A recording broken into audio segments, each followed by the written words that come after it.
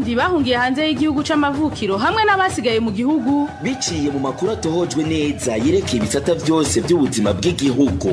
Ikiganiro Humura Burundi gica ku rubuga rwa RPA kuri www.rpa.bi. Humura Burundi.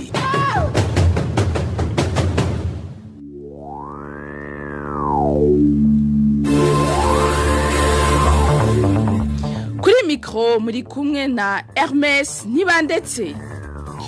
Munga ivyuma harusi akabera ufite amasanamu y'ano makuru ni Ines Gakiza. Tubashimire inshuti bakunzi ba RPA kuba mubandanya udutega abiri ni saha 11 z'umugoroba zuzuye neza. Iyo saha nyene ku mugwa mukuru wa commune Ntega ni mu ntara Kirundo akaba ari umwanya w'amakuru mu Kirundi muri ko mukurikira ikibiraho kuri Facebook on RPA ijwi ry'abanyagihugu nayo akaba agizwe n'ingingo nkuru zikurikira. Amajambo abiba ugwanko n'iterabwoba niyo yavugwa mu ndirimbo z'ugwaruka rw'imbonerakure bazindukiye mu ikarashishi ku mugwa mukuru wa commune Ntega ni mu ntara ya Kirundo. Agaton Rwasa aremeza ko abanywanyi b'umugambwe wiwe bahohoterwa bagafungwa ataco bazira, agasaba abajeje intwaro kubahiriza uburenganzira bw'abo banywanyi biwe. Amezi atatu araheze abarimye mu commune ya Taba na Bukirasazi ni mu ntara Gitega batararonswa umwavu wo gutabira imirima yabo ni mu gihe igice ca mbere c'uburimyi kigeze hagati. Mwigabane kw'isoko cuno munsi urani goma radio rushimikira kubihano abanyeshuri bahabwa iyo bakosheje ane yandi ni mukanya isase tungere twaramutse tubaha nikaze mwidonido jano makuru. Ano makuru tuatangura bijanye no kumenyesha amakuru no munsi ugize wa 2026 abamenyesha amakuru kinyamakuru iwacu bafunzwe.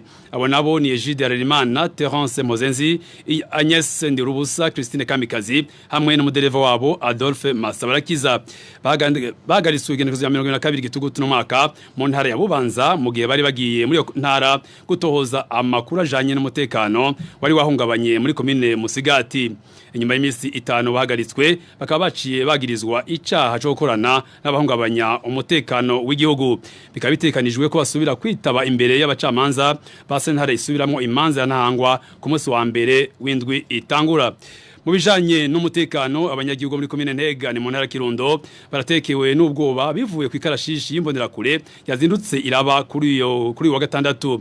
Ivyo ni nyuma yaho ababoneye imbonerakure zari muri iyo karashishi zitwaje amahiri zigenda zirarimba amajambo y'urwanko n'iterabwoba. Inkuru ya Trésor Niyongabo.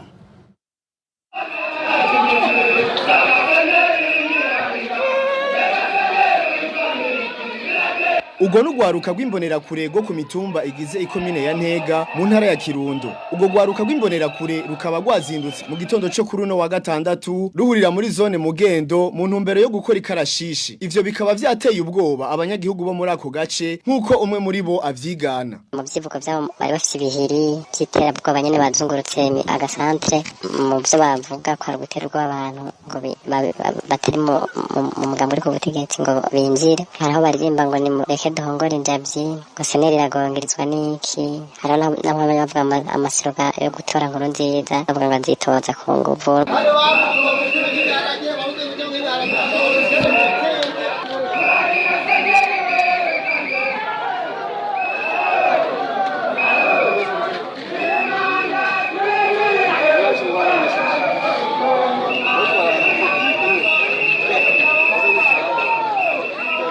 Abanyagihugu bo muri commune Ntega bagasaba abajejwe intwaro kwikarashishi nkizo canke imimenyerezo ya gisirikare y'abantu bitwaje ibihiri bongera baririmba indirimbo zirimwe amajambo y'ugwanko n'iterabwoba vyohagarara. Mujanye na politike naho mukuru mugambwe CNL asaba abajejwe intwaro kubahiriza uburenganzira abanywanyi biwe bahabwa n'ubwirizwa shingiro bakabareka bakarangura ibikorwa vya politike nkuko birangurwa n'umugambwe uri ku butegetsi ari wo CNDD-FDD. Rwasa Agaton yabivugiye mu biganiro n'abamenyesha makuru yatanze kuri wa gatanu. Mu kiganiro aremeza ko abanywanyi bo mugambwe wiwe bahotegwa kandi bagafungwa ataco bazira. Agaton Rwasa. Inyamurenza Marangara Kiremba na Gashikanwa ibiriko biraberayo birateye agahinda. Biriko biba kubera hari ukuntu abastaneri bamwe bishira hejuru y'amategeko bagafata ingingo bishakiye cyo kimwe n'abakuru b'imitumba gufatira abantu bahagenda n'amahiri n'imipanga ngo bagiye gutegera abantu bakarokeramo bagatema abantu bakigwana gushika naho muri abo bateye nabo hagira abagira ibibazo abo narabonyemo umukuru w'umutumba Shoza n'uwo bari kumwe yambaye na impermeable nk'igipolisi bari mu modoka ya mustanteri w'Ikiremba abajanye kwa muganga. Ivyo ubwo rero ni ngorane iyo hari abatware bashobora guhunyanga ibwirizwa shingiro aho guhabwa aho gukebugwa n'ababajejwe ahubwo bakabareka ahubwo bakaja gufata abantu barundarunda mu mapriso y'agahinda. Ibi nimwe navuga yuko hari ukuntu amategeko bariko barayigizayo bakaza bazana ingingo bishakiye ngo bikunde kumbure bumve yuko bogerageza kubuza ibikorwa bya CNL kwaguka kiretse gusa yuko ahubwo bigaragara yuko umenga ni ikintu cy'ishari umenga bobo iyo bariko baratunganya ibyo batunganya ngo na demonstration de force n'ukuntu bavyita mu Kirundi na madatu bakivuga gutyo mu Gifaransa bakugaza amabutike bakugaza amaresitora bakugaza amasoko bakugaza byose kuri bo nibisa mugabo twebwe CNL dukoze ibintu ata muntu umwe dusagariye abantu bafashanije igikorwa ukamenga ni ntama y'inzu iri bambewe nibadufatire ko cyo twoba turenze nk'itegeko rizwi mu mategeko n'amateka ari mu gihugu cyacu cy'u Burundi. Ibisigaye izo ngingo umuntu avyuka ati uburoro shaka ko bimera gutya oya amategeko ariho kugira ngo adufashe twese kubana no gutera imbere mu mahoro.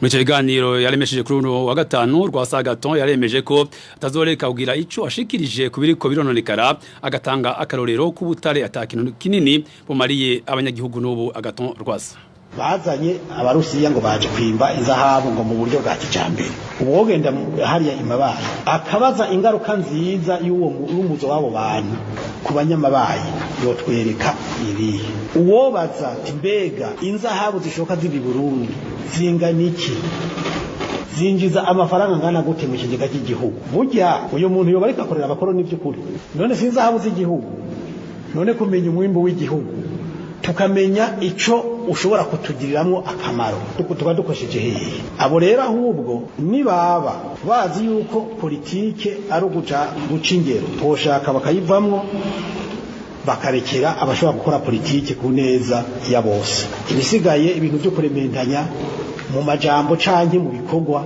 nta ntambwe byigeze bishikana ko igihugu cy'u Burundi nta niyo bizopfa bidushikanye ko ico baciza nuko twobireka. Muri kiganiro Agaton Rwasa yaravuze ko atagiye guhesha mu vya politike naho abona ko bangamiwe kubijanye n'ivyo by'ubutare ngo hagiye gushingwa ikigo cy'igihugu kizoba ihuriro ryabo bose berwa no kudandaza ubutare bw'u Burundi mu makungu. Integuro yizwe yongera yemezwa n'inama shikiranganje yabaye ku magenekezo 13 na 14 mu nyonyo uno mwaka. Ivyo rero ngo bikaba bizotuma hava akajagari mu bijanye no rudandazwa. Ntawagwamiye Prosper umunyamanga mukuru wa leta akongera akaba muvugizi w'iyo leta y'u Burundi. Igisata c'ubutare kiri mu vyo leta yishinze imbere y'ibindi muri wa mugambi wagutse w'iterambere wo kuva mu mwaka wa 2018 gushika mu mwaka wa 2027. Ico gisata c'ubutare kizotezwa imbere kugira ngo giterere biboneka mu butunzi n'imibano. Mu ntumbero yo gukomeza ico gisata harorohejwe ivyerekeye itangwa ry'impapuro zijanye no kwimba no gushora ubutare hanze y'igihugu. Ivyo navyo bikaba bigabanura umwanya n'uburyo abanyamitahe bakorera muri ico gisata bahora bakoresha. Nico gituma hashinzwe ikigo cy'igihugu kijejwe ubutare na za kariyeri. Ariko naho hakozwe utwo twigoro haracariho agahaze mu bijanye no gutunganya ishogwa ry'ubutare hanze y'igihugu kuko ico gikorwa gikurikiranwa n'ibisata vyinshi bigatuma kitanyaruka nk'uko byategerezwa. Ishingwa ry'ihuriro rimwe ry'ibisata vya leta bijejwe vyerekeye ishogwa hanze y'ubutare rije gutorera inyishu ingorane zifatiye kuri ico gikorwa vyaba bijanye no gutevya ico gikorwa ukubura ihuriro ryabo bose bafise uruhara mu ishogwa ry'ubutare ibiharuro usanga bidahura n'ibindi. Iryo huriro rizokoraniriza mu nyubako imwe abo bose begwa n'igikorwa cerekeye ishogwa ry'ubutare hanze y'igihugu. Inama shikiranganje imaze guca hirya no hino iyo nteguro yarayemeje ibanje kwitosora mu duce tumwe tumwe. Ubugira gatanu Humura Burundi.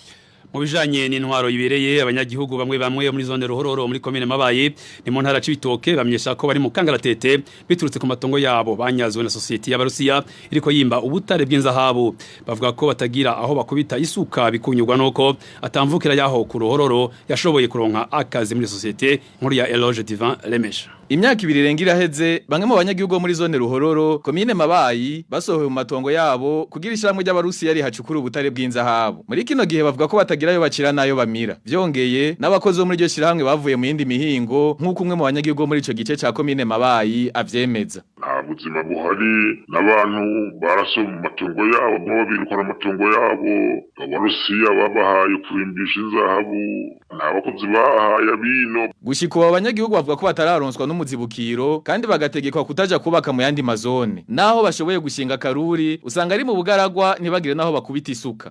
Basha nacho babaha kabisa ahubwo ati genda urondere ari parcelle naho nyene aho hafi aho wahoruba urondere parcelle nturenge mu zone y'iwanyu bamwe bakabwira ngo urondere parcelle itarenze umuriyoni woyikura bakagaragura akazu kabayabaye bakabashiramo ngo ntanse na gitoki nta urima nta kica bigende bagwe n'umuzibukiro w'amahera basize no kuzorindira nayo bishakiye baguha ifaranga twinshi n'ikize barajyaraguye. Uruganda rwa RPA rwagerageje kurondera Pascal Basaruguzuye musitanteri wa commune Mabayi kugira atanga umuco kuri iyo myidogo y'abo banyagihugu muri zone Ruhororo ariko akaba atitavye telefone. Twebutsa ko ivyo bikorwa by'Abarusiya byo kwimba inzahabu biriko bibera kandi na muri zone Buruhukiro ni muri commune Mabayi aho mu ntara ya Cibitoke. Muje intwara ibereye nyene imyidogo ni nyinshi mu bavyeyi barereye ku ishure shingiro rya zone Nyakararo ni muri commune Gisozi mu ntara ya Mwaro. Abavyeyi bavuga ko batatahurana mba ukuntu umuyobozi w'iryo shure yo kwihagira ibibanza by'iryo shure bigurisha ngo bikoregwemo urudandazwa ari naco gituma basaba abajeje indero muri yo commune ya Gisozi kurabira hafi ico kibazo inkuru ya Marie-Ange Irakoze. Ibyo bibanza by'ishuri shingiro rya Nyakararo biriko biragurishwa biri neza na neza kwibarabara rishasha rije Mwaro rifatanye n'irije Matana. Abavyeyi barereye kuri iryo shuri barababajwe niyo nyifato y'uwo muyobozi bivugwa n'umwe mu bavyeyi barereye kuri iryo shuri. Kavyeyi ndababazwa cyane no kubona umuyobozi w'ishuri agurisha ibibanza by'ishuri akabikora abanje kubakamwe amakioske akubakamwe amamangazini yaciye agurisha n'abadandaza bandi ubu nibo bariko barubaka sitasiyo y'igitoro ku metero 3 iruhande y'ishuri hariho abamaze guheza bashizemo kazino. Abo bavyeyi bavuga ko ata muyobozi n'umwe afise uburenganzira bwo kugurisha ibibanza vyegukira ishure kuko ngo haraho biba ngombwa hagakenerwa kwagura amashuri. Nta muyobozi n'umwe afise ububasha nta musitanteri ntabwo afise nta buramatari ntabwo afise bwo gutanga ibibanza mu itongo ry'ishuri. Mbega ishuri ko rikenera kwaguka zokwaguka rijahe amatongo yaryo bayamaze. Kubera ibikorwa biriko birahakorerwa bituma abana badakurikira mu ishure abo bavyeyi barerekana ingaruka mbi zishobora kwaduka mu gihe ivyo bikorwa vyobandanya. Abo bana ubu basigaye birirwa baza gusamara baraba abantu bakina kazino baca baja no muhira bakaza bivye amafaranga kubera yuko kazino ni ibintu bituma abana bakina. Hari abafundi baguma bubaka bishasha iruhande y'amashuri hanyuma n'ivyo bitoro bariko bimba bazoshiraho amasitasiyo zohava bituma urwaruka rwacu rukagira amasanganya. Duwamungu Edouard umuyobozi w'ishure shingiro rya Nyakararo hamwe na Gahungu Christophe arongoye indero muri commune Gisozi tubahamagaye batwishuye ko ico kibazo cobazwa abajejwe intwaro. Namwe gisata c'imibano imyidogo ni nyinshi mu barimyi bo mu makomine ya Taba na Bukirasazi ni mu ntara ya Gitega. Abo barimyi bamenyesha ko badatahura ingene bamaze amezi 3 yose batanze amafaranga y'umwavu ari yo gushika ubu bakaba batarawuronswa. Muri kino gihe bagasaba abajejwe iburimi n'ubworozi mu ntara ya Gitega kubatunganiriza na rijya iminsi iriko irabajana nkuru ya Emmanuel Ndayishimiye. Abarimyi bo mu makomine ya Taba na Bukirasazi mu ntara ya Gitega bamaze amezi 3 barindiriye umwavu w'ikizungu bita fomi. Abo barimyi bavuga ko baza bararishira amafaranga ariko gushika ubu uwo mwavu bakaba batarawukubita ijisho. Abanyagihugu barariha amahera imbere 29 ku gafuko k'ibiro 25. Kuva aho irima itanguriye twaratanguye turacererwa guteragira kibazo umwavu duteba haraciye nk'amezi ashika nka 3. Umwavu bari basanzwe bamenyereye warakuwe ku isoko urumva dufite ikibazo nta mwavu n'umwe uva hanze iryo bahora badandaza yindi iva hanze witwa DAP uwo kubagaza bita ire iyo yose cinjira mu Burundi. Fomi rero yari yavuze yuko igiye gukora imyavu yose ikora umwavu umwe urimwo ire ukaba urimwo na DAP.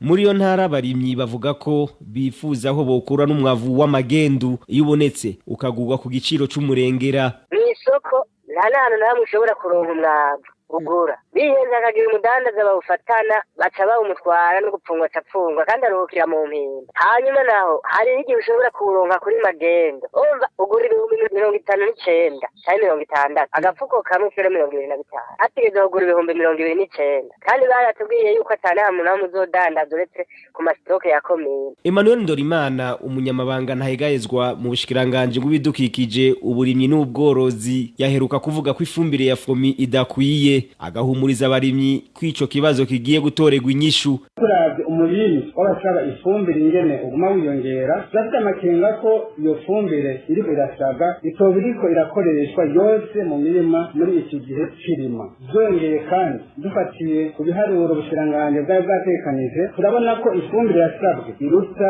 iyo ubushikiranganje bwari bwatekanije. Ubwo bukene bw'umwavu w'ikizungu bukaba bwibonekeza mu ntara yose ya Gitega. Ano makuru mushaka kubasaba muce ku murongo wa WhatsApp kamenyetso guteranya 49 151 amajana 294 16 n'amajana 348 kandi mushaka kubasanga no ku mbuga za RPA arizo SoundCloud, YouTube, Twitter no kuri website akaburungu RPA Kongo BI. Uyu mwanya wahariwe kigabane kwisoko no munsi tukaja kurabaragira ivyerekeye ibihano abanyeshuri bahabwa bakosheje. Kwisoko rero magishikirizwa na mugenzi wacu Parfait Mudasigana mu winga y'ivyuma katubwiye ko icyo jwi taraboneka ariko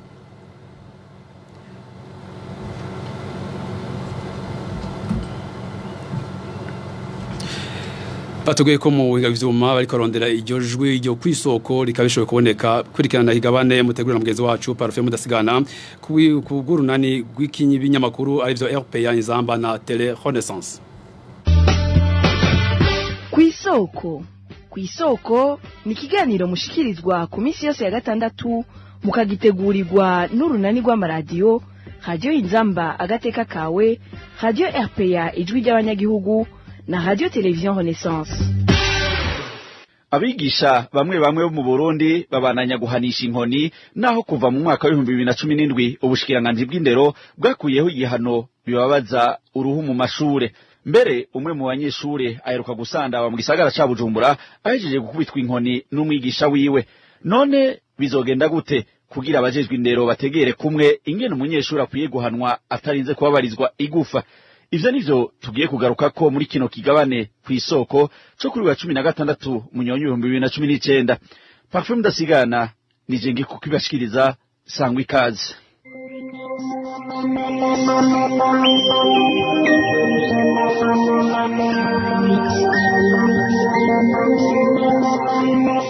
Umunyeshuri azwi kw'izina rya Shadia Nishimwe wo kw'ishure shingiro rya Carama muri zone Kinama mu gisagara ca Bujumbura aherutse kwitaba Imana inyuma y'igukubitwa inkoni n'umwigisha wiwe kwigenekerezo rya 28 Gitugutu uno mwaka yazize ko atakoze umwimenyerezo yahawe. Ico gihe haciye hahagarikwa umuyobozi w'ishure n'umwigisha aserukira abandi kuri iryo shure. Mu nyuma bahavuye barekugwa ariko umwigisha yakubise uyo mwana n'ubu nta wuzi iyo yahungiye. Mu kinyamakuru cijwi ry'abigisha La Voix de l'enseignant mu rurimi rw'igifaransa bo bavuga ko harabigisha bamwe bashigikiye ko igihano c'inkoni kihaguma abandi bakavyanka ariko bose barahuza ko ataworenza.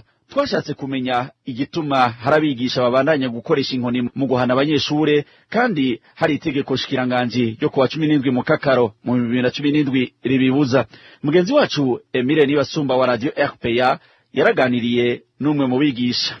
Rero nta kubita umwana mu ntumbero kugira ngo amureze igufa aho gusa no kwamama ariko iyo ivyo bihano bitabayemo ngo umuntu amuciseko agakoni ahubwo bituma umwana yijajara gusumvya kuburyo rero umwana kuvugisha umuntu uyu munsi ataco bikimubwira ahubwo wosanga uwo mwarimu bariko baramuha akazi kuri we kamumerera nk'umutsi w'ibuye kuko nta kindi gihano gihari cyotuma umwana atora umurongo akazovamo kazoza igihe kumukangira n'inkoni bitabayemo. Kw'isoko abahinga bati umurezi yahoze mu baserukira abandi mu masendika y'abigisha mu Burundi yaganiriye na Thierry Bigirindavyi wa televiziyo Renaissance. Umufasoni Elalwi Nibizi atanga uturorero tw'ibihano abona bibereye ku banyeshure. Cyane cyane ni igihano kitababaza igufa ry'umwana, kitamukura ku buntu, kimutuma umwana abona ko ari ikosa, ko rifise inkurikizi mbi ku buzima bwiwe, atari ku rukoba rwiwe, kandi ko iryo kosa ritegerezwa guhagarara kugira ngo aronke amahoro, nabo bari kumwe mu ishuri baronka amahoro, abavyeyi baronka amahoro, n'abarezi baronka amahoro. Ni igihano cubaka, si igihano gisambura, ni igihano kidatitura, ni igihano kidatuza umwana. Hari igihano ca mbere cyo kumuraba igitsure gihanura. Imbere yo gutangura ishure akamenya amakosa atihanganirwa kandi umwigisha akameza ko naho ibitigira ari byinshi umuntu ataronka umwanya w'umwana umwe. Hari ico bita ngo ni prison yo mu ishure. Iyo yakoze ikosa ukamubwira uti ndagukumiriye, ndagushira ahantu udasubira kugora abandi, ahabona abandi ko bariko bariga, abandi nabo bakagaruka bakamutwenga. Ni igihano kandi gishobora gutuma n'abandi bana baboneraho bati iki kintu ni kibi sidagisubira. Iyo byananiranye urahamagara umuvyeyi. Uyo murezi asigura kandi ko kugira ibihano bihurizwe ko neza abarezi bakwiye kuja hamwe n'abavyeyi kugira babiganire.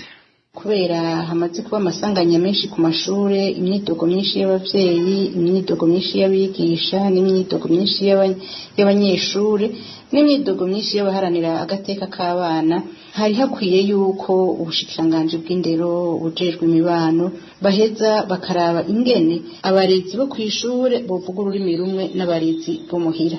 Icambere rero nuko ivyo biganiro hagati y'abavyeyi n'amashure bakamenya ibihano bizira, bakamenya ibihano byakigwa n'ibitakigwa. Naho kenshi ugukoresha inkoni bitavugwa mu bituma abanyeshuri baheba kwiga, bamwe mu barezi bamenyesha ko hari abanyeshuri batabakomoka kubera ugukubitwa n'abigisha. Nino ngaha rero dusozereye ikigabane kw'isoko cyo kuri wa 16 Munyonyo 2019. Parfait Mudasigana nakibashikirije naho utaha.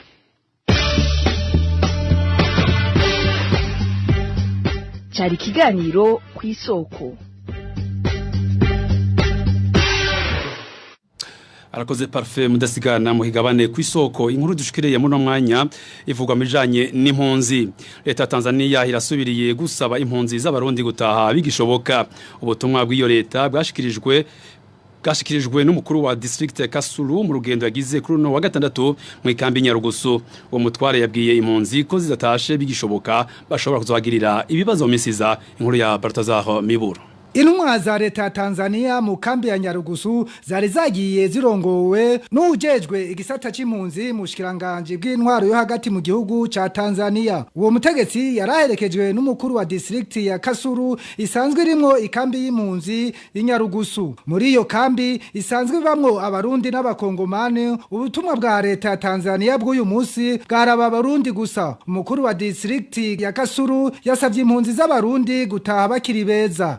Kwa hiyo nitushiramo ubwoba butewe tugitezwe ubwoba nituzobahata jewe ndababwira ni byiza ukagenda witeguye gusumba kurindira kwirukanwa gutwagwa. Jewe nabanye namwe mu mahoro mu munezero n'urukundo, nivyo nezera rero kubona umunsi umugeze mugakurwa muri ino komine yanje murize gutwagwa ku nguvu. Katika hali hiyo ya kubebwa Uwo mutware yabwizo mpunzi ko mu Burundi atakibazo cy'umutekano gihari. Sijaelewa. Rero sindatahura ni kubera iki mwebwe mutiyumvamwo gusubira iyo mwaje muva. Ikibazo cy'umutekano niki kiriho. Hirya yejo ejo harenganye hirya yejo nari kumwe n'umukuru wa province ya Cankuzo hamwe n'abarongezi b'amakomine bane batatu b'Imakamba n'umwe wo mu Cankuzo. Bose hamwe bari abantu 24 bayagendeye iyi komine yacu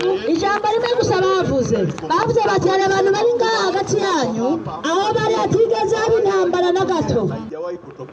Mikambi ya Nduta naho nyene birategekanijwe ko bashikirizwa ubutumwa nk'ubwo ejo aho bukera.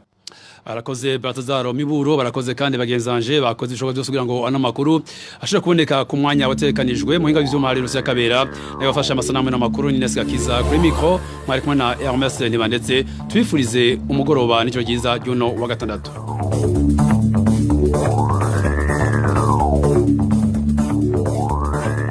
Ho muri Burundi ni kiganiro gihuza abarundi bahunze igihugu c'amavukiro n'abasigaye hagati mu gihugu biciye mu kubashikiriza amakuru atosoye.